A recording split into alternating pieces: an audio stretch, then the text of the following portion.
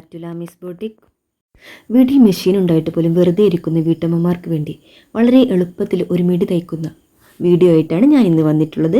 അപ്പോൾ വീഡിയോ മുഴുവനായിട്ട് കാണാം. ഇഷ്ടമായി ലൈക്ക് ചെയ്യണം. സബ്സ്ക്രൈബ് ചെയ്യാത്തവരാണെങ്കിൽ സബ്സ്ക്രൈബ് ചെയ്യണം.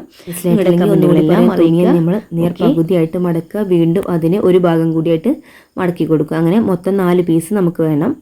ഇനി ആ 4 പീസിലാണ് നമുക്ക് അളവെടുക്കുന്നത്. ആദ്യമായി വേണ്ടത് വേസ്റ്റ് അളവാണ്. വേസ്റ്റ് അളവ് എടുക്കുമ്പോൾ നമ്മൾ പ്രത്യേകം ശ്രദ്ധിക്കുക. ടൈറ്റ് അരവണ്ണം, നമ്മുടെ വേസ്റ്റ് എന്ന് ഉദ്ദേശിക്കുന്നത് നമ്മുടെ അരവണ്ണമാണ്. അരവണ്ണം എടുക്കുമ്പോൾ ടൈറ്റായിട്ട് ഒരിക്കലും എടുക്കരുത്. ഒരു വിരലിൻ്റെ ഗ്യാപ്പ് കൊടുത്തിട്ട് വേണം നമ്മളെപ്പോഴും അരവണ്ണം എടുക്കേണ്ടത്. അപ്പോൾ ഞാനിവിടെ എടുക്കുന്ന അരവണ്ണം എന്ന് പറയുന്നത് 16 ഇഞ്ചാണ്.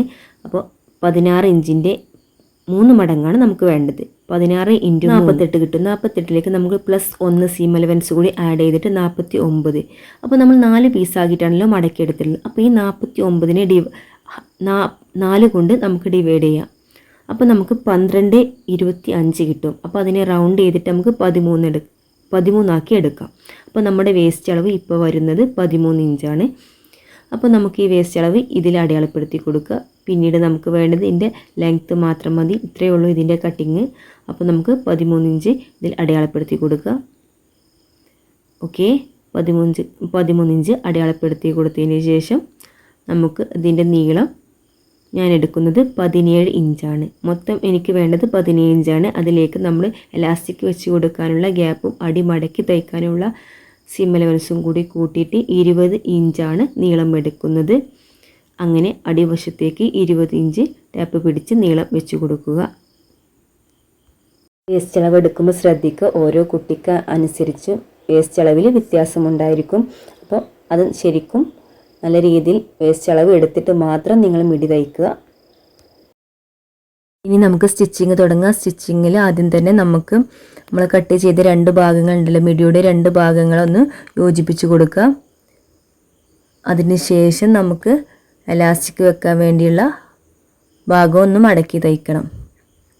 എലാസ്റ്റിക് വെക്കാൻ വേണ്ടി മുകൾ വശത്ത് ഒരു 1/4 ഇഞ്ച് കനത്തിലെടുത്തിട്ട് അതിന് 1 ഇഞ്ച് ആദ്യം 1/4 ഇഞ്ച് എടുക്കുക. വീണ്ടും പിന്നെ 1 ഇഞ്ച് കനത്തിൽ അതിനെ മടക്കി കൊടുക്കുക കേട്ടോ. ഞാൻ 1 ഇഞ്ചാണ് അലാസ്റ്റിക് എടുക്കുന്നത്. അപ്പോൾ നിങ്ങൾ എടുക്കുന്ന അലാസ്റ്റിക്കിൻ്റെ അളവിനനുസരിച്ച് അതിനെ മടക്കി തേച്ച് കൊടുക്കുക.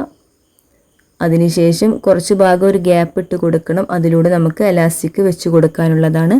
അപ്പോൾ അതിന് വേണ്ടി കുറച്ച് സ്ഥലത്ത് മാത്രം ഗ്യാപ്പ് കൊടുത്തിട്ട് ബാക്കി ഭാഗം ഒന്ന് മടക്കി തയ്ച്ചെടുക്കുക കേട്ടോ. ഓക്കെ, അതിനുശേഷം നമുക്ക് അടിഭാഗം മടക്കി തയ്ക്കണം. അടിഭാഗം മടക്കി തയ്ക്കുന്നതും ഒരു 1/4 ഇഞ്ചിലെടുത്താണ്. ആദ്യം 1/4 ഇഞ്ച് കൊടുത്ത് വീണ്ടും ഒരു 1/4 ഇഞ്ച് കൂടി കൊടുത്തിട്ടാണ് ഞാൻ മടക്കി തയ്ക്കുന്നത്. നിങ്ങൾക്ക് വേണമെങ്കിൽ വലിയ മടക്ക് വേണമെങ്കിൽ അതിനനുസരിച്ച് നീളം എടുക്കുന്ന സമയത്ത് അധികം നീളം എടുക്കേണ്ടതുണ്ട്. അതിനുശേഷം നമുക്ക് നമ്മുടെ എലാസ്റ്റിക് ഇട്ട് കൊടുക്കാം. എലാസ്റ്റിക് ഞാൻ എടുക്കുന്നത് 14 ഇഞ്ചാണ്. അതായത് നമ്മുടെ വേസ്റ്റ് അളവിൽ നിന്നും 2 ഇഞ്ച് മൈനസ് ചെയ്തിട്ടാണ് എലാസ്റ്റിക് വെട്ടി കൊടുക്കേണ്ടത്. എലാസ്റ്റിക് എടുത്തതിന് ശേഷം അതിലൊരു പിന്നോ എന്തെങ്കിലും കുത്തി കൊടുത്തിട്ട് നമ്മൾ നേരത്തെ ഇട്ട് കൊടുത്ത ഗ്യാപ്പിലൂടെ മെല്ലെ ഉള്ളിലോട്ട് കടത്തി കൊടുക്കുക. അതിനുശേഷം പതിയെ അത് പുറത്തേക്ക് എടുക്കുക. 2 ഭാഗത്തും ഒരുമിച്ച് എടുത്തതിന് ശേഷം എലാസ്റ്റിക്കുകൾ തമ്മിൽ ജോയിൻ ചെയ്ത് കൊടുക്കുക കേട്ടോ. അലാസ്റ്റിക് കൂട്ടി തയ്ക്കണതിന് മുന്നേ ഒരു കാര്യം ശ്രദ്ധിക്കുക. അലാസ്റ്റിക്കുകൾ പിരിഞ്ഞിരിക്കുന്നില്ല എന്ന് ഉറപ്പ് വരുത്തുക. എന്നിട്ട് മാത്രം അത് കൂട്ടി തയ്ച്ചെടുക്കുക. അതിനുശേഷം നമ്മൾ നേരത്തെ ഗ്യാപ്പിട്ട ഭാഗങ്ങളുണ്ടല്ലോ, അവയും കൂടി ഒന്ന് തയ്ച്ചെടുക്കുക. ഓക്കെ, ഇത്രയേ ഉള്ളൂ നമ്മുടെ മിടിയുടെ കട്ടിങ് ആൻഡ് സ്റ്റിച്ചിങ്. വളരെ ഈസി ആയിട്ട് തന്നെ നമുക്ക് ചെയ്തെടുക്കാവുന്നതാണ്. അപ്പോൾ വീഡിയോ ഇഷ്ടമായാൽ ലൈക്ക് ചെയ്യണം. സബ്സ്ക്രൈബ് ചെയ്യാത്തവരാണെങ്കിൽ സബ്സ്ക്രൈബ് ചെയ്യണം. അടുത്ത വീഡിയോ ആയിട്ട് നമുക്ക് വീണ്ടും കാണാം. ബൈ.